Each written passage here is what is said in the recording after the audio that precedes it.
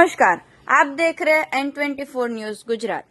सूरत शहर police commissioner Shri Anupam Singh Gehlot साहेब तथा खास पुलिस कमिश्नर श्री वाबांग जामिर साहेब सेक्टर 1 तथा भगीरथ गढ़वी साहेब ने प्रोहिबिशन तथा जुए की प्रवृत्ति नेस्तनाबूद करने की सूचना दी गई थी, जिसके द्वारा TI Shri HS. Acharya Godadara police station के मार्गदर्शन द्वारा देवतगाम चौकी पीएसआई जे.आर. तिवारी तथा surveillance incharge ASI KD. Rathod ने सर्वेलेंस स्टाफ के साथ पुलिस स्टेशन विस्तार में पेट्रोलिंग में थे। उस दौरान सर्वेलेंस स्टाफ के हेड कांस्टेबल हरविजय सिंह, अनिरुद्ध सिंह तथा कांस्टेबल हरेश भाई नरसिंह भाई जो सतत सर्वेलेंस में कार्यशील रहते हैं और कई सारे अपराध डिटेन करते हैं, जिनकी बातमी के आधार पर गोडादरा शामराधान सोसाइटी मकान नंबर B110 में से आरोपी राकेश कुमार ठाकुर दास पासवाला उम्र वर्ष 49 को भारतीय बनावट का विदेशी शराब अलग अलग कंपनी की छोटी बड़ी कांच की बोतल कुल नंग 344